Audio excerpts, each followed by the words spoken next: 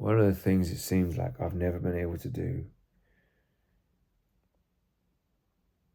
is to talk about things that I feel angry about without getting lost in that emotion. Because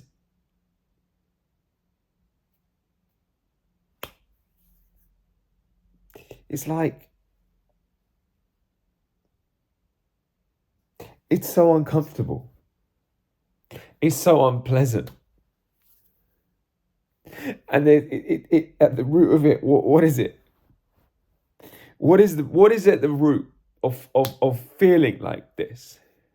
Of feeling this tension?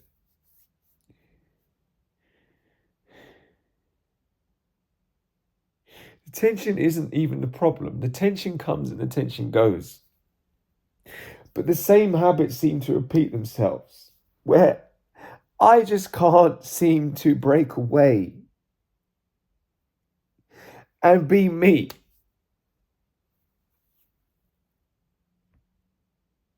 It's like no one knows. It's like no one knows who I am.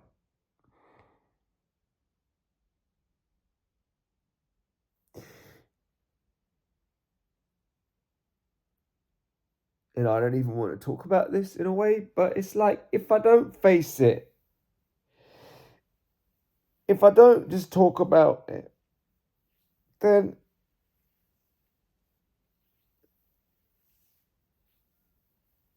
I'm just a phony, because I the whole practice, in a sense, the whole meditation thing, the whole Buddhism thing, all of that, without facing what's really there, there's never going to be real change. It's like,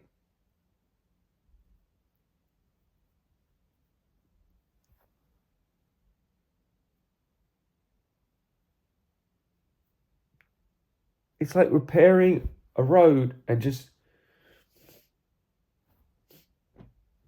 leaving the shit on the road, blocking the way. It's like, these old wounds, they haven't gone away. Maybe it never goes away. And maybe it never goes away because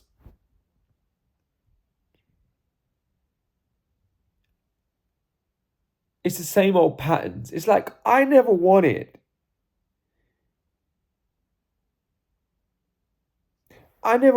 my mother to encourage me to do everything she can, to encourage me to be angry at my wife under the disguise of helping me, or encourage my wife to be angry at me under the disguise of helping her. What I wanted was for her to be loving to both of us. But as my wife says, if she can't be loving, if she can't be just loving to her 3 children without turning them against each other, how on earth is she going to do it when it comes to me and my wife, or even my sister and her partner? It seems like the only one she was able to do that with was my oldest sister and her husband. It seems like she was able to just be loving to both of them without turning them against each other. And even when she did pick holes in the fact that it seemed like they were lying about the money they had, she still, even in a report, said that I encouraged it. That I encouraged her be angry.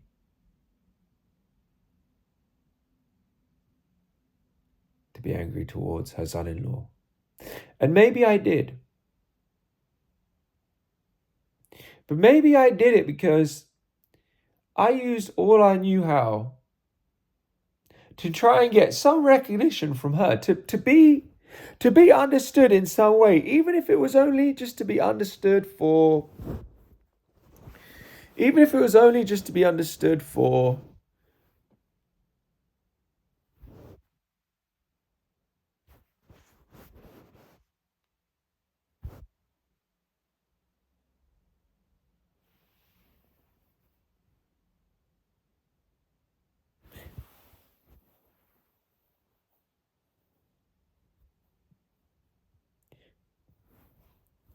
bitterness. Because that's all I've ever known with her.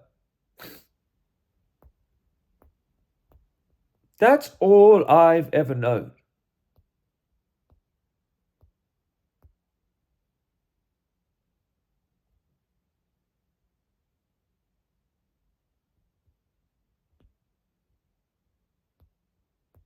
And I slip into comparing myself to others with this, maybe this fantasy of just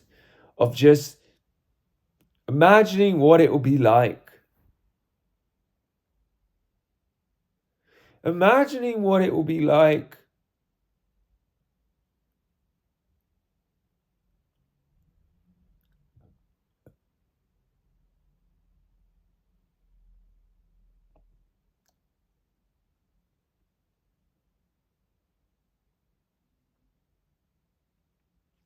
But Philip, the psychodynamic therapist, was right.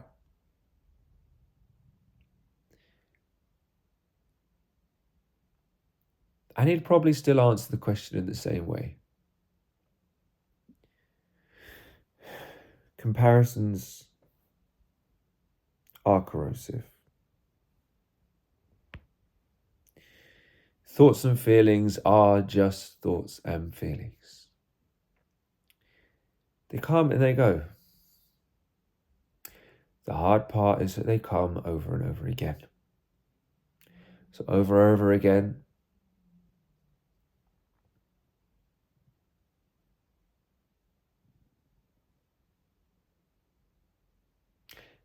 they're best off faced directly. And there's a fine line. It's an art. Because many people just repress, pretend they're not angry. And it bubbles and it bubbles and it bubbles. And then they lose it. And families sweep things under the carpet. And on the face of it, look how calm this person is compared to you, Mark.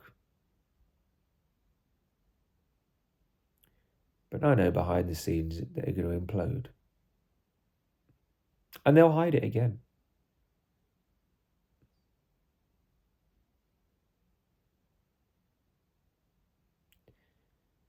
Every family has their issues.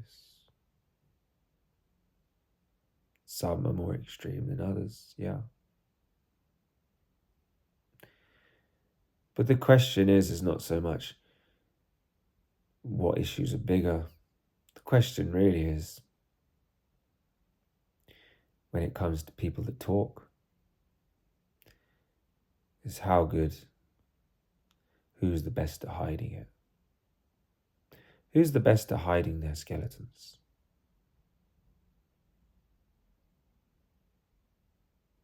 And the person who they think is the calmest isn't really the calmest. He's just the man that's best at hiding it.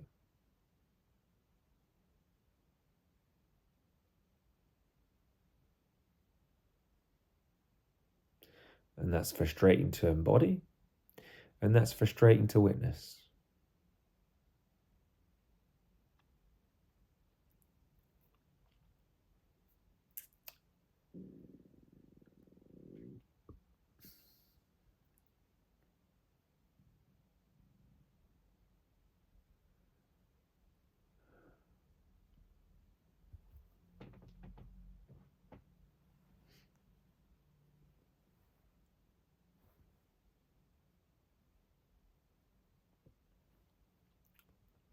maybe I put excessive amounts of effort in trying to get something.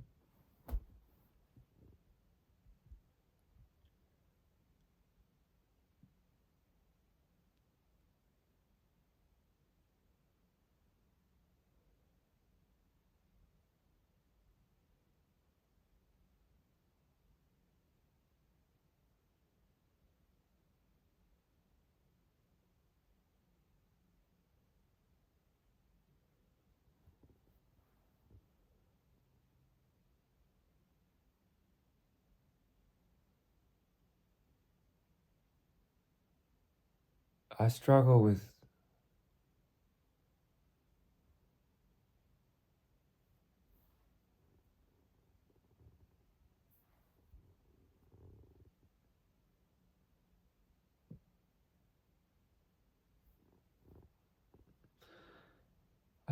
separating my emotions from other people's emotions.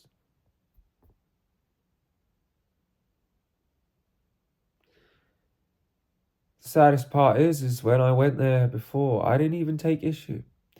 When I had that video of me and my son and he was saying, "Daddy, Daddy, Daddy," on that day, I didn't even take issue with the fact of where my kids were living or where my wife was living, that we weren't living apart. I didn't take issue in that moment. I just embraced the moment. And then on the day I come with my parents, I'm feeling their tension. I can't separate between what I feel and what they feel. So I feel it for them.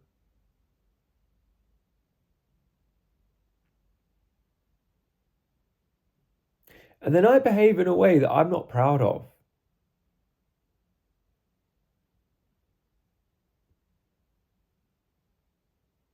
To try and please them. Both times this has happened.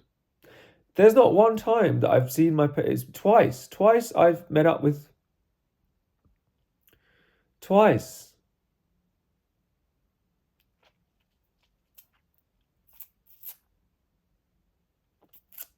I've noticed that there's not been one time that I've been around my wife and my parents together where I haven't either felt angry with them or angry with her.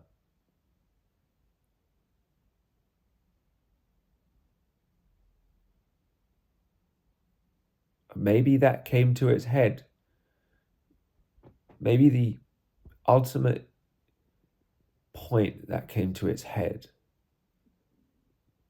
was the suicide attempt.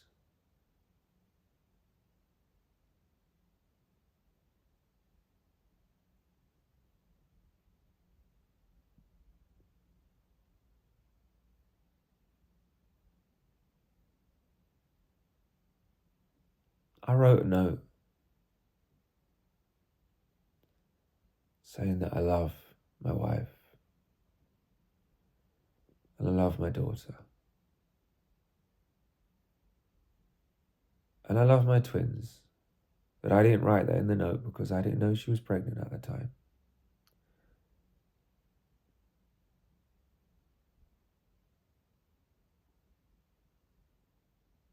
Maybe that probably would have changed things.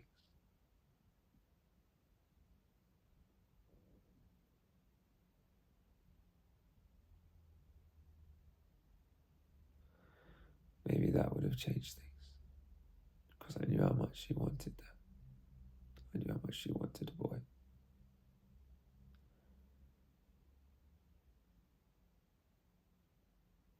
I knew how much she didn't want our daughter to be alone. And that was the hardest lesson I ever learned.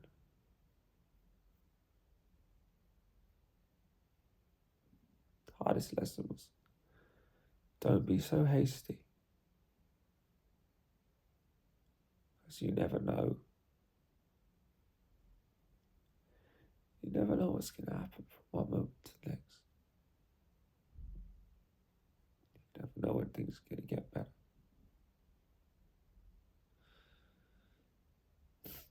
You never know when a change is going to happen.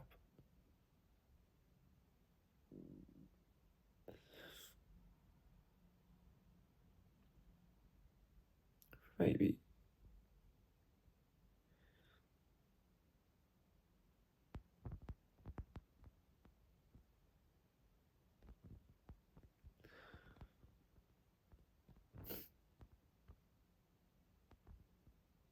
That suicide attempt was fueled by hatred towards them both. I wanted to do the ultimate thing, to do two things at once.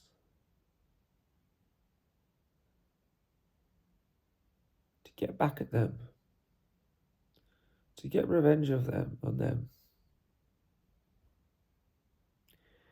and escape at the same time.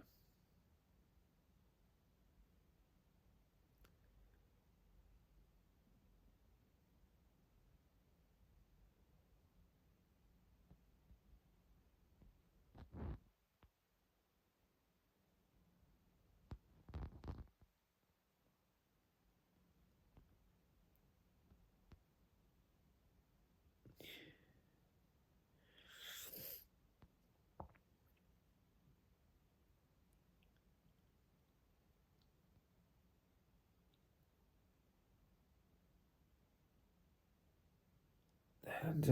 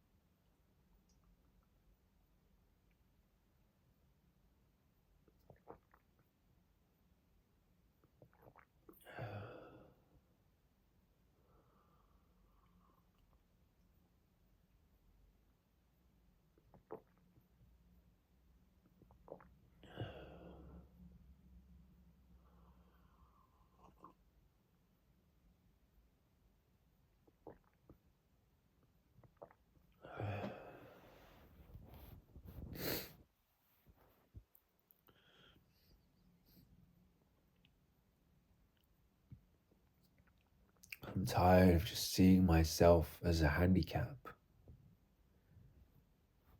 It's like it's safe to be alone and be myself when I haven't got the constant self-consciousness, constant resentment of other people's judgment of me. Because I often feel like, who the hell are you to judge me? Who the fuck are you to judge me?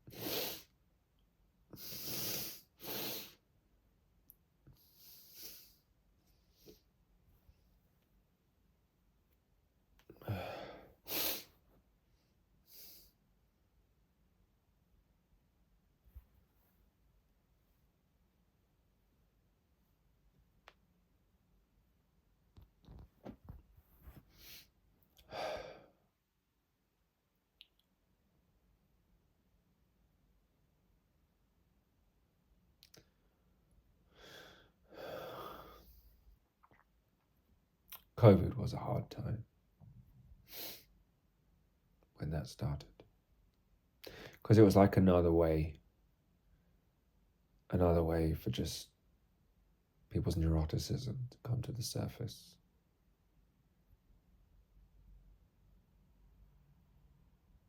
People's characters were really exposed during that, really see what people were like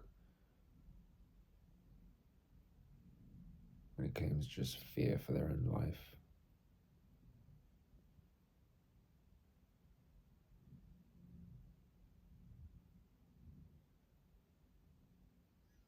Put far above the fear of what they're doing to their own mind and the minds of everyone else by indulging in that neuroticism. Like it's real.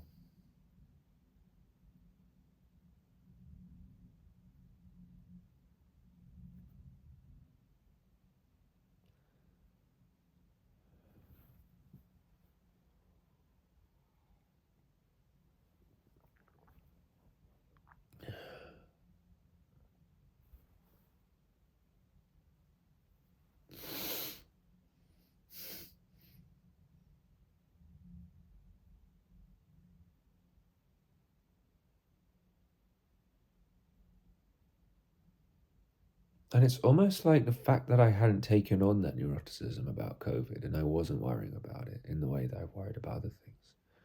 It was like she was angry about that. Mum was angry.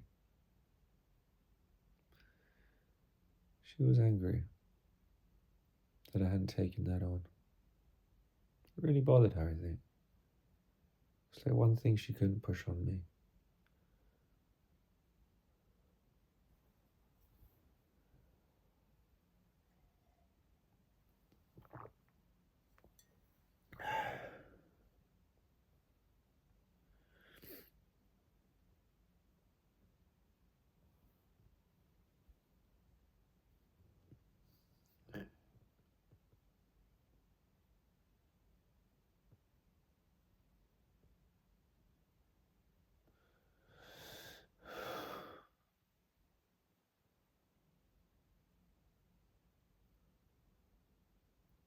So my dad never used to say that they love each other. He always used to say that we like each other. I mean, that's cool. I don't know why he didn't just say we love each other.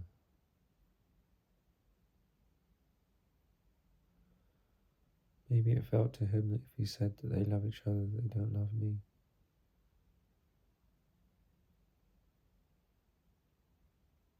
And it did feel like that to me, actually, growing up. Because their love for each other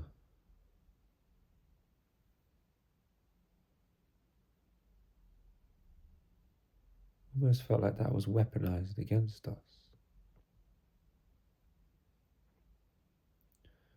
So I've never seen really love to be a positive thing.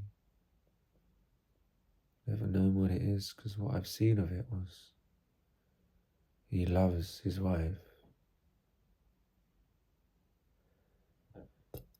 So he runs to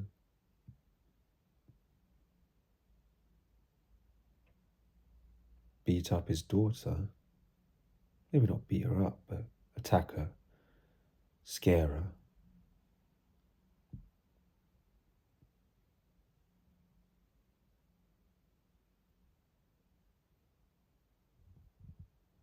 Because he loves his wife and he wants to protect her.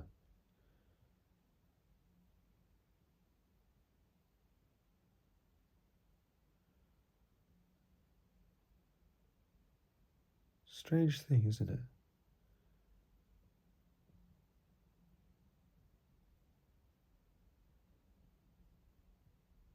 To harm your child in order to protect your partner.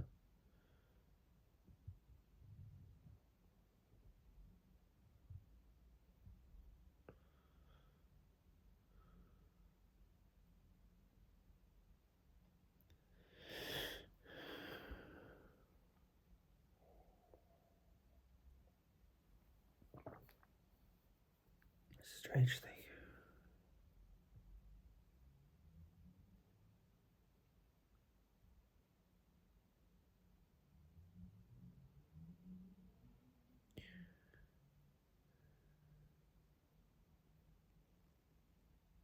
Those patterns repeated.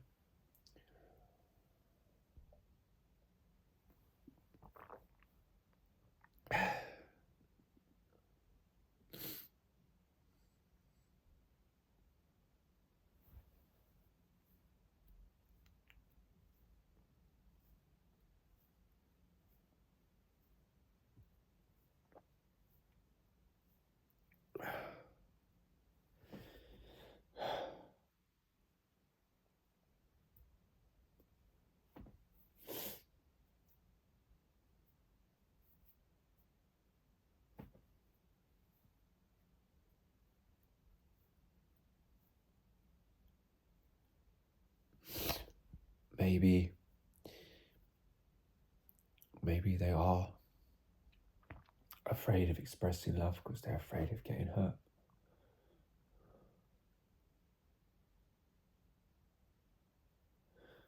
Maybe they tried many times. Maybe I pushed them away because I was afraid of getting hurt again.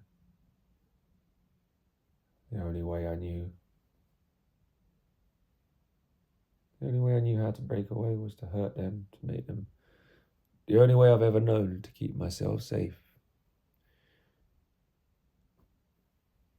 is to just burn that bridge.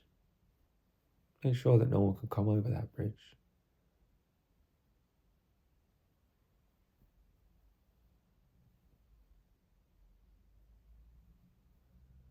As soon as it feels someone's getting close to me, maybe I push them away.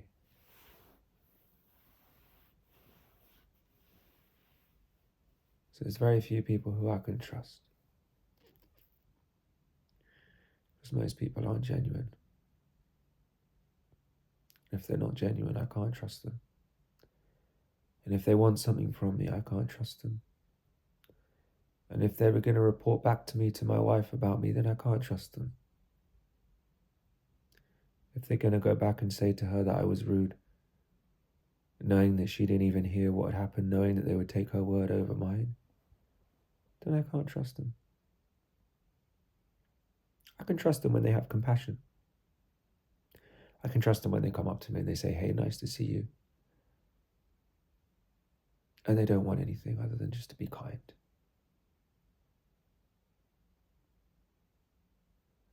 But if they want stuff from me, if it bothers them that I'm sitting by myself, if they have a preoccupation of when did I get here, and I clearly am uncomfortable with that question, I haven't answered me, and then they push and they ask again, and I leave the room. And then they go and report back to my wife like I'm a naughty schoolboy, like it's a parent reporting back to a teacher that Mark did this or Mark did that. And I can't trust them. And I can't love them.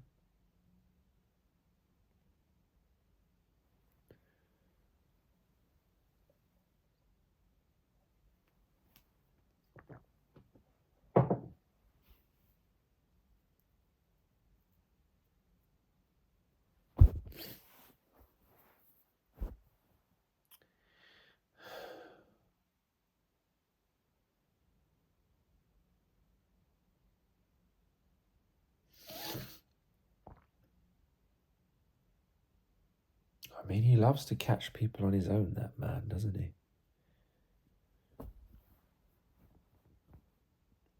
Let's call him Mr. R.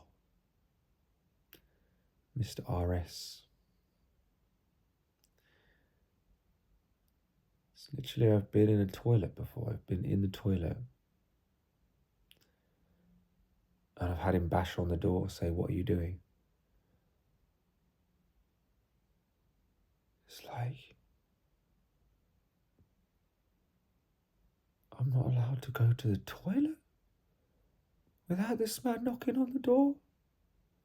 and questioning what I'm doing? Like he's gonna take issue with that someone's on the toilet? Like, really?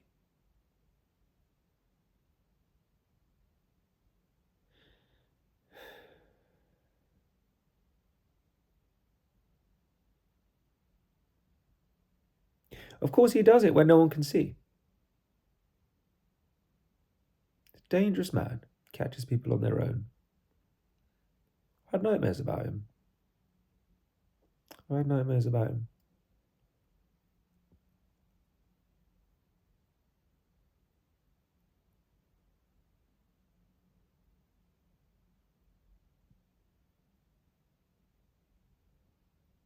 I feel like he wants to push and push and push and push and push until I snap. Then when I snap, he'll say, "See, Mark's the bad guy."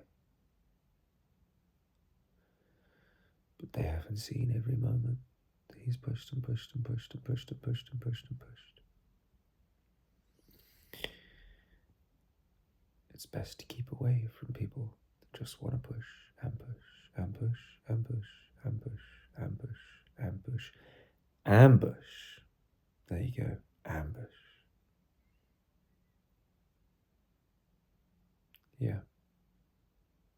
Ambush. Find someone in their own. Prod them. Push them. Provoke them.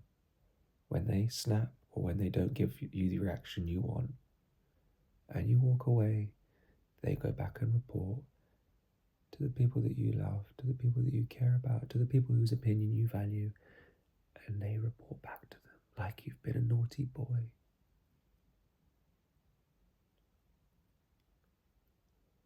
And then you're the target.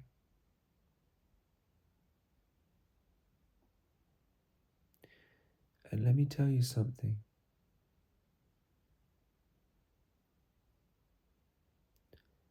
If it wasn't me who was the target, it would be someone else.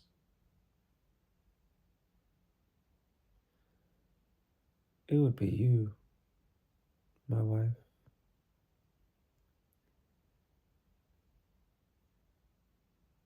Or someone else.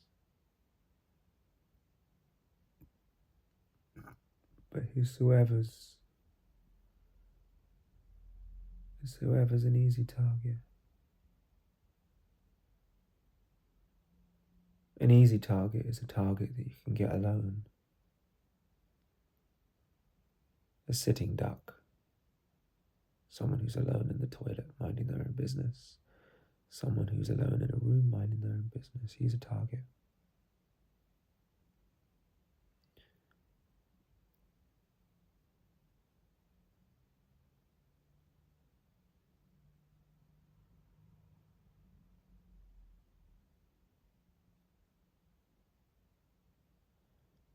And I'm not there to bolster his ego. And he takes issue with people that don't bolster his ego.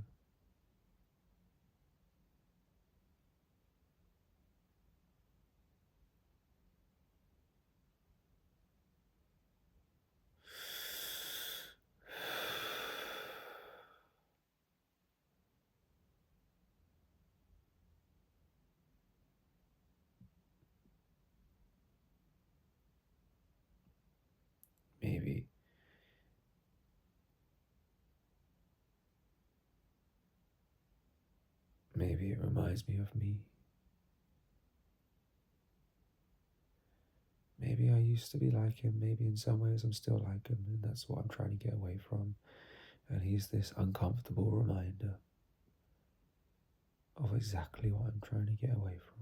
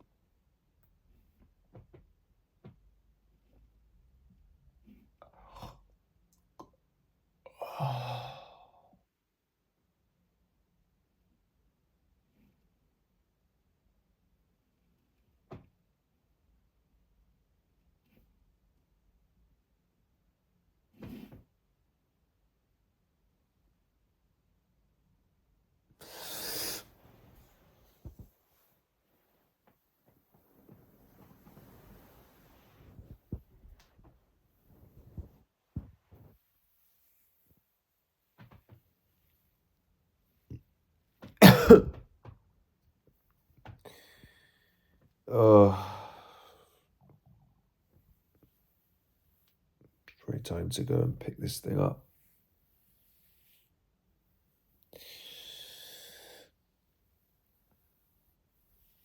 Go and pick this thing up from Argos.